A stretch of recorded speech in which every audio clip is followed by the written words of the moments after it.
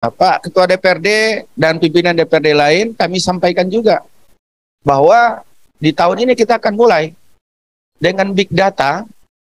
Pemerintah akan siapkan perbub bahwa penerima bantuan pemerintah itu minimal 50% di dalamnya penerimanya adalah orang miskin. Kalau di dalam bantuan kelompok proposal itu tidak ada orang miskin, maka sudah dipastikan proposalnya ditolak. Jadi nanti Pak Ketua DPRD dengan big data ini, kita akan punya nanti kode setiap masyarakat Pelalawan. Jadi kalau dia sejahtera, kodenya hijau. Kalau dia miskin, itu kodenya kuning. Kalau dia merah, itu kodenya ekstrim, kemiskinan ekstrim atau ekstrim poverty. Ada orang miskin ekstrim, itu kodenya merah. Kalau di dalam proposalnya dimasukkan NIK-nya, nanti di OPD masing-masing tinggal masukkan NIK, mencocokkan NIK. Ini camat juga harus paham. Masukkan NIK, muncul kodenya hijau semua ternyata. Misalnya dalam satu kelompok itu mengajukan proposal, dalam satu kelompok itu misalnya 10 orang, tapi 10 orang itu NIK-nya dimasuk, kodenya muncul hijau semua, udah pasti proposalnya ditolak. Tapi kalau di dalam proposal masukkan NIK nomor 1 sampai 10, ada 5 yang hijau, dan 5 lagi kuning dan merah, maka proposalnya bisa lanjut, bisa jalan. Itu sistem yang akan kita bangun ke depan. Supaya kita ingin pastikan bahwa bantuan itu tepat sasaran. Jangan sampai duit kita banyak, kita gelontorkan setiap tahun untuk memberikan bantuan, tapi orang miskin tidak dapat bantuan. Nah, mestinya data-data ini juga semuanya memiliki. Maka saya bilang, bicara kesejahteraan itu tidak bisa. Big data itu semua harus punya. Inspektorat harus punya data itu. Gimana kalau datanya tidak menjadi big data, inspektor tidak tahu kalau kelompok-kelompok yang diberikan itu ternyata adalah diperiksa, tidak tahu mana yang hijau, mana yang kuning, mana yang merah. Tapi kalau sudah tahu kita punya big data, ini hijau, ini kuning, ini merah, sudah pasti Pak, nggak bisa lagi ada orang bermain. Sudah kita bisa pastikan tidak bisa lagi satu orang bisa menerima 3 manfaat Pak. Bantuan ternak dia dapat, bantuan keramba dia dapat, bantuan pertanian dia dapat. Orangnya sama kadang. Ada satu orang yang sama bisa dapat. Itu banyak tuh yang saya laporannya. Kadang keluhan-keluhan orang-orang lemah di bawah juga begitu. Kan orang miskin kan nggak punya waktu Pak bikin proposal Pak. Mereka kadang sungkan untuk ketemu kades, lurah, camat. Mereka nggak ngerti Pak. Waktu mereka sudah habis untuk memikirkan kehidupan di hari ini. Kalau mereka miskin ekstrim itu saya sampaikan, orang yang bekerja hari ini untuk makan hari ini itu miskin ekstrim Pak. Bapak bayangkan, miskin ekstrim itu kalau 4 orang dalam satu keluarga, dengan penghasilan, kategori miskin ekstrim itu 322.000. 322.000 per jiwa. Kalau 4 jiwa dalam satu rumah tangga dalam satu kakak, berarti dia cuma punya penghasilan 1.288.000 per bulan. Kalau dibagikan dengan 30 hari, berarti satu hari dia cuma punya pendapatan 40.000.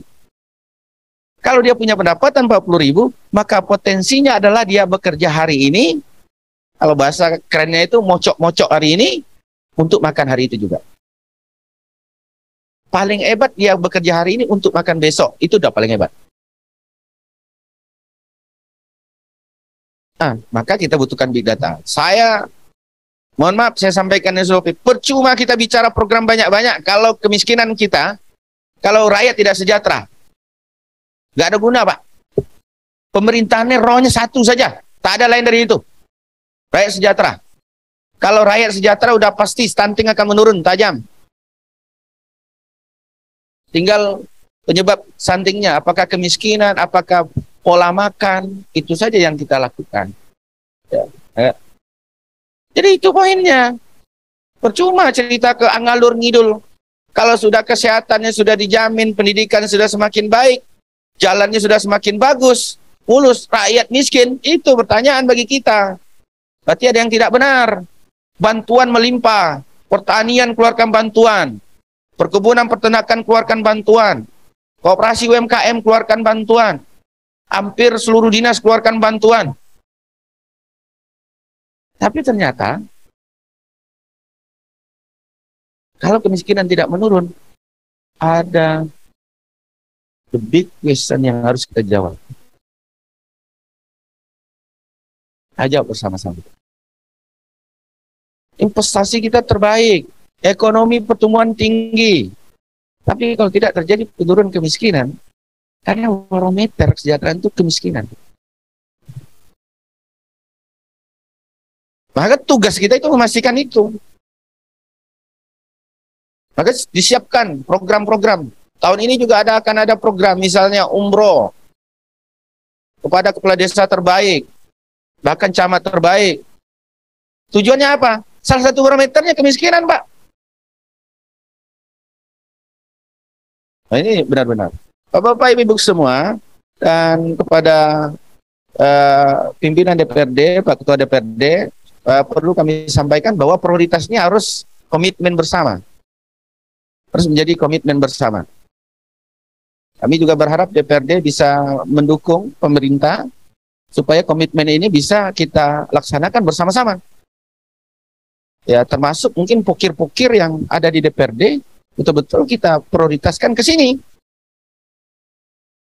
Dan dipastikan bahwa penerima pokir-pokir itu adalah orang-orang yang membutuhkan.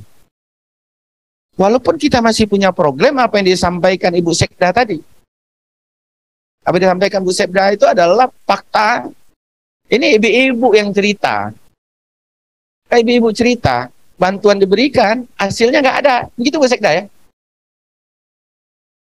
Itu fakta yang banyak terjadi 3 bulan, 6 bulan, setahun lewat Pak bantuannya. Apa penyebabnya? Satu adalah kita masih berkonsep bantuan itu cuman sekedar formalitas. Bantuan itu tidak dilakukan terintegrasi. Kenapa dia diberikan bantuan itu? Tidak dilakukan riset dulu kan, observasi duluan. Apakah dia bisa menerima bantuan itu? Supaya ini bisa berjalan, bagaimana membina mereka, memikirkan pasarnya. Kan gitu. Kalau kita mau maju, memperhatikan masyarakat itu ya begitu. Maka sekarang kita rubah konsepnya. Rubah konsepnya, Pak Ketua DPRD, kita konsep sudah komunal.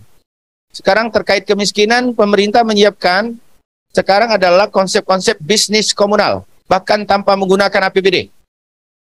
Sekarang kita tunjuk yayasan khusus, yayasan orang miskin dan anak yatim, yang ketuanya langsung Ketua MUI.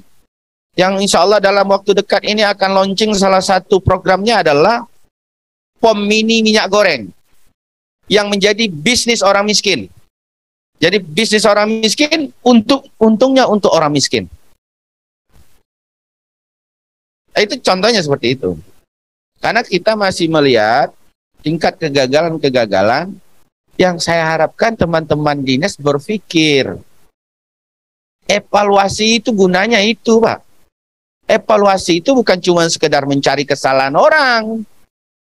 Kalau Bapak mau monitoring evaluasi, ini kenapa nih bantuannya, apa penyebabnya? Tahun ini dievaluasi, tahun depan solusi. APBD 2024 sudah solusi dia. Oke. Udah KPD solusinya begini, Pak Bupati. Masyarakat dikasih bantuan, tingkat rasa memiliki rendah. Misalnya, contohnya, gimana supaya tingkat memilikinya tinggi?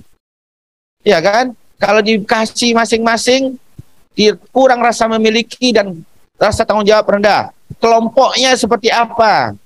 Siapa ketua kelompoknya?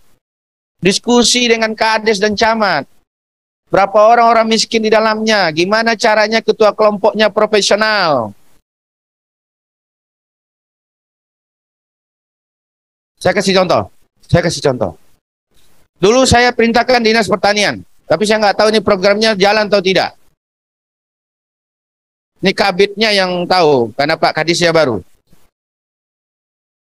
Saya kasih contoh. Dulu Pak Abdullah, Pak Parudin, saya perintahkan, kita punya lahan pertanian. Punya lahan tidur lah, bukan lahan pertanian, lahan tidur. Lahan pemerintah. Salah satunya di samping GOR yang akan direncanakan dibangun stadion. Tapi kan tidurnya sudah bertahun-tahun. Sudah belasan tahun dia menjadi lahan tidur, tidak produktif. Saya bilang, sudahlah, Dinas Pertanian bikin kelompok cabai, waktu itu harga cabai lagi mahal, lonjak, ya kan? Ada dua tujuannya. Saya bilang, satu kalian tanam, bikin kelompok, tapi di dalam kelompok itu anggotanya orang miskin. Bapak carikan petani yang profesional, yang pandai nanam cabai, yang memang kerjanya itu, buatkan saja kerjasama dengan kelompoknya bagi hasil. Hasilnya misalnya bagi dua, separuh untuk yang mengelola, separuh untuk orang miskin. Kalau orang mau miskin mau kerja di situ, dia digaji. Dikelola profesional. Tingkat keberhasilannya akan lebih tinggi dan tingkat kegagalan akan rendah. Saya nggak tahu itu sudah jalan atau belum ini Dinas Pertanian. Sudah saya perintahkan begitu. Jadi sebenarnya lahan-lahan pemerintah bisa digunakan hal begitu yang lebih produktif. Contoh Dinas Perikanan gitu. Dinas Perikanan. Pak Kadis tuh bayangkan kita punya berapa banyak kolam-kolam, Pak. Kolam-kolam alami itu kalau di Bakti Praja itu nggak kehitung. Nggak kehitung, Pak. Tinggal mau diisi ikan apa saja, yang punya orang miskin. Yang ngelola siapa kan mudah. Berapa harus digaji? Saya pikir bicara tentang manajemen. Tapi poinnya adalah usaha-usaha yang kita lakukan. Satu, kalau kita misal bicara tentang nanam cabai, hasilnya untuk orang miskin. Ketahanan pangan kita dapat. Inflasi, mengatasi inflasi kita dapat. Ikan, dibuat ikan hasilnya untuk orang miskin dapat duit masuk ke duit tambahan. Ikan yang bisa menjadi program pemerintah, bagaimana membiasakan masyarakat memakan ikan. Karena menurut Pak Wabub, dari hasil rapat stunting, ternyata masyarakat kita masih rendah makan ikan. Padahal kita daerah penghasil ikan. Kenapa saya bilang daerah penghasil ikan? Karena sungai kita sudah sangat panjang dan luas. Jadi kalau kita masyarakatnya masih belum terbiasa makan ikan, berarti ada something yang harus kita jawab bersama-sama. Jadi saya harapkan programnya begitu, Pak. Jangan buat asal program lagi. Jangan monoton, Pak. Jangan monoton. Bikin program jangan monoton. Kreatif dong. Inovasi. Dan tidak semua di musrenbang harus diakomodir. Kita yang memilih. Bapak yang harus memilih mana kira-kira ini berdampak signifikan atau tidak terhadap rakyat. Paham? Paham nggak? Pastikan. Ya. Sama dengan PKK, nanti kan tinggal programnya disinergikan, Bu Sekda. Tadi saya sampaikan,